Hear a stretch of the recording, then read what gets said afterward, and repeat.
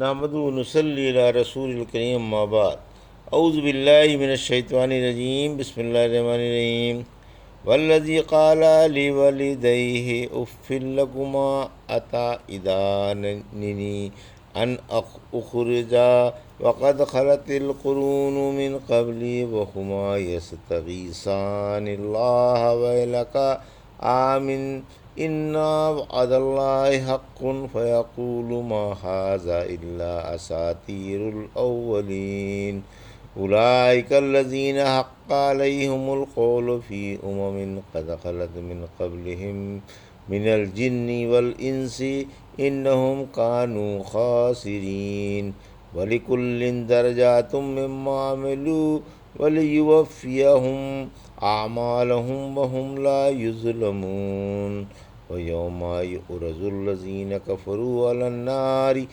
اذهبتم طیباتکم فی حیاتکم الدنیا واستمتعتم بها فالیوم تجزون عذاب الہون بما کنتم تستکبرون فی الارض بغیر الحق وبما کنتم تفسقون۔ ابھی آپ نے سورہ اعقاف کی آیت 17 سے 20 کی تلاوت سماعت فرمائی۔ ان آیتوں کا ترجمہ اور تفسیر اس طرح ہے: والذی قال لوالدیہ اف لکما اتعداننی ان اخرجا وقد خلت القرون من قبلی وہما یستغیثان اللہ ویلک آمن ان وعد اللہ حق فیقول ما ھذا الا اساطیر الاولین۔ آیت 17: اولئک الذین حق علیہم القول فی قد خلت من قبلہم من الجن والانس انہم کانوا خاسرین۔ آیت 18: ولکل درجات مما عملوا ولیوفیہم اعمالہم وہم لا یظلمون۔ آیت 19: وَيَوْمَ يُعْرَضُ الَّذِينَ كَفَرُوا عَلَى النَّارِ أَذْهَبْتُمْ طَيِّبَاتِكُمْ فِي حَيَاتِكُمُ الدُّنْيَا وَاسْتَمْتَعْتُمْ بِهَا فَالْيَوْمَ تُجْزَوْنَ عَذَابَ الْهُونِ بِمَا كُنْتُمْ تَسْتَكْبِرُونَ فِي الْأَرْضِ بِغَيْرِ الْحَقِّ وَبِمَا كُنْتُمْ تَفْسُقُونَ۔ آیت 20۔ ترجمہ: جس نے اپنے والدین سے یہ کہا کہ اف ہے تم پر، کیا تم مجھ سے یہی فرماتے رہو گے کہ میں قبر سے نکالا جاؤں گا؟ حالانکہ مجھ سے پہلے صدیاں گزر چکی ہیں، اور یہ دونوں اللہ سے فریاد کر کے کہتے ہیں تیرے لیے خرابی ہو، ایمان لے آ، یاد رکھو اللہ کا وعدہ سچا ہے۔ وہ جواب میں کہتا ہے یہ تو صرف پہلے لوگوں کے افسانے ہیں، سابق جنوں اور انسانوں کی جماعتوں میں سے یہ بھی ہیں جن پر اللہ کا وعدہ صادق آ چکا۔ یقین مانو یہ نقصان اٹھانے والے ہیں، ہر ایک کو اپنے اپنے عملوں کے مطابق درجے ملیں گے تاکہ اللہ انہیں ان کے عملوں کا پورا پورا بدلہ عطا فرمائے، اور ان پر ظلم نہ ہوگا۔ اور جس دن کافروں کو دوزخ پر پیش کیا جائے گا اور کہا جائے گا کہ تم اپنی نیکیاں اپنی دنیاوی زندگی میں ہی ختم کر چکے اور ان سے فائدہ اٹھا چکے، آج تمہیں ذلت والے عذاب کی سزا دی جائے گی، اس وجہ سے کہ تم ناحق دنیا میں غرور کرتے تھے اور اس وجہ سے بھی کہ تم نافرمانیاں کیا کرتے تھے۔ یہ تھا ترجمہ سورہ احقاف کی آیت 17 سے 20 کا تفسیر۔ آیت 17: گستاخ اولاد کا بیان۔ اوپر فرما بردار اولاد کا بیان تھا، یہاں نافرمان اولاد کا بیان ہے۔ یہ آیت عام ہے، ہر اس نافرمان اولاد کو شامل ہے جو اپنے نیک ماں باپ کے طریقے سے اعراض کرے اور کفر پر قائم رہے۔ ایک دفعہ مروان نے اپنے کسی خطبے میں کہا کہ اللہ نے امیر المومنین یعنی معاویہ رضی اللہ عنہ کے دل میں ایک اچھی بات ڈالی ہے کہ اگر وہ اپنے بعد یزید کو اپنا ولی عہد مقرر فرما جائیں تو ابو بکر و عمر نے بھی تو خلیفہ نامزد کیا ہی ہے۔ یہ سن کر عبد الرحمن بن ابی بکر نے ٹوک دیا اور کہا کہ آئین ہرقل کو اپنانا چاہتے ہو؟ اللہ کی قسم، خلیفہ اول نے اور دوم نے کسی کو اپنی اولاد میں سے یا اپنے کنبے قبیلے میں سے خلافت کے لیے نامزد نہیں فرمایا۔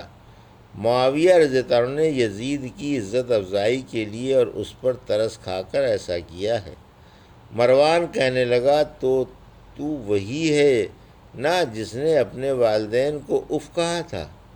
عبد الرحمن رضی اللہ عنہ نے جواب دیا، کیا تو ایک ملعون کی اولاد نہیں؟ تیرے باپ پر اللہ کے رسول صلی اللہ علیہ وسلم نے لعنت فرمائی تھی۔ صدیقہ رضی اللہ عنہ نے پردے کے پیچھے سے مروان سے کہا کہ عبد الرحمن کے بارے میں جو کچھ تم نے کہا ہے سراسر جھوٹ ہے۔ یہ آیت ان کے حق میں نہیں بلکہ فلاں بن فلاں کے حق میں اتری ہے۔ مروان فوراً ممبر سے اتر کر صدیقہ رضی اللہ عنہ کے دروازے پر آیا اور آپ سے کچھ دیر باتیں کر کے چلا گیا۔ معاویہ رضی اللہ عنہ نے مروان کو حجاز کا حاکم بنا دیا تھا۔ مروان نے عبد الرحمن کا اعتراض سن کر سپاہیوں کو انہیں گرفتار کرنے کا حکم دیا، مگر یہ بھاگ کر اپنی ہمشیرہ صدیقہ رضی اللہ عنہ کے حجرے میں تشریف لے آئے، جہاں انہیں کوئی گرفتار نہ کر سکا۔ صدیقہ رضی اللہ عنہ نے پس پردہ فرمایا کہ ہمارے حق میں علاوہ میری برات کی آیتوں کے اور کوئی آیت نہیں اتری۔ مروان کا مقصد یہ تھا کہ یزید کی طرف سے لوگوں سے بیعت لے لے۔ صدیقہ رضی اللہ عنہ نے فرمایا، مروان سراسر جھوٹا ہے، جس کے حق میں یہ آیت اتری ہے وہ مجھے اچھی طرح معلوم ہے، گو میں اسے افشا نہیں کرنا چاہتی۔ البتہ رحمت عالم صلی اللہ علیہ وسلم نے مروان کے باپ پر لعنت فرمائی تھی جب کہ مروان پیدا بھی نہ ہوا تھا، اب یہ اس لعنت کا بقیہ ہے۔ پھر فرمایا کہ یہ نہ صرف اپنے ماں باپ کی بلکہ اللہ کی بھی بے ادبی کر رہا ہے۔ زندگی بعد الموت کو نہیں مانتا اور ماں باپ سے کہتا ہے کہ مجھے اس سے کیا ڈراتے ہو، میں تو اس کا قائل ہی نہیں۔ مجھ سے پہلے صدیاں بیت گئیں، بے شمار انسان مر گئے، میں نے آج تک کسی کو زندہ ہوتا نہیں دیکھا اور نہ کسی سے یہ بات سنی۔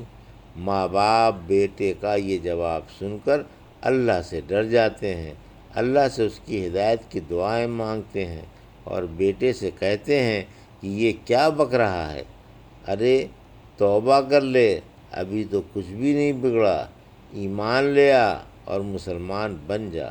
بیٹا کہتا ہے کہ تم مجھے جس چیز پر ایمان لانے کی طرف توجہ دلا رہے ہو میرے نزدیک تو وہ ایک فرسودہ خیال ہے۔ آیت 18، نافرمان اولاد اور منکر قیامت جہنمی ہے۔ یعنی یہ لوگ نافرمان جنوں اور انسانوں کے گروہ میں شامل ہو گئے جنہوں نے اپنی ذات کو بھی نقصان پہنچایا اور ساتھ میں اپنی اہل و عیال کو بھی۔ ہر ماں باپ کے نافرمان اور منکر قیامت کا یہی حکم ہے۔ رحمت عالم صلی اللہ علیہ وسلم نے فرمایا کہ اللہ نے 4 شخصوں پر عرش سے لعنت فرمائی ہے اور فرشتوں نے آمین کہی ہے۔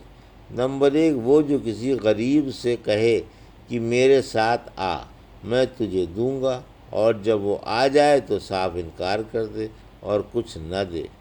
نمبر 2، جو کسی پوچھنے والے کو جان بوجھ کر غلط مکان یا غلط راستہ بتا دے۔ نمبر 3، جو اپنے والدین کو مارے اور وہ تنگ آ کر شورغل کرنے لگیں۔ نمبر 4، جو اندھے کو جھوٹ موٹ ڈرائے کہ آگے کنواں ہے۔ آیت 19، یعنی سب کو برائی کے مطابق سزا ملے گی، اللہ کسی پر ذرہ برابر بھی ظلم نہیں کرے گا۔ آیت 20، مشرکوں کو نیکیاں دنیا میں مل جاتی ہیں، یعنی قیامت کے دن جہنمی جہنم کے پاس لا کھڑے کیے جائیں گے اور انہیں ڈانٹ کر کہا جائے گا کہ تمہاری نیکیاں دنیا ہی میں ختم ہو چکی اور تم ان سے فائدہ اٹھا چکے۔ عمر رضی اللہ تعالیٰ نے اسی آیت کی وجہ سے لذیذ و مرغن غذاؤں سے پرہیز کر لیا تھا۔ کہتے تھے کہ مجھے ڈر ہے کہیں میں ان میں سے نہ ہو جاؤں جن کو اللہ قیامت کے دن ڈانٹ کر فرمائے گا کہ اب تمہارے لیے کیا ہے، تم تو دنیا میں اپنی نعمتوں سے فائدہ اٹھا چکے۔ پھر فرمایا کہ ان کے کبر و غرور اور فسق و فجور کی وجہ سے انہیں ذلت والی سزا ملے گی۔ یہ دنیا میں عزت و جاہ والے آج ذلیل و خوار ہوں گے، کیونکہ یہ زندگی میں غرور و تکبر کی وجہ سے حق بات مانتے ہی نہ تھے۔ آج اس غرور و نخوت اور اس سربلندی کا یہ بدلہ ہے کہ ذلیل و پست اور سرنگوں ہوں گے اور جہنم کے نچلے طبقے میں جھونک دیے جائیں گے۔ اللہم حافظنا منہم، اللہم حافظنا منہم۔ یہ تھا سورہ احقاف کی آیت 17 سے 20 کا ترجمہ اور تفسیر جو ابھی آپ نے سماعت فرمائی۔ بارک اللہ لی ولکم فی القرآن الحکیم ونفعنا ایاکم بآیات الذکر الحکیم۔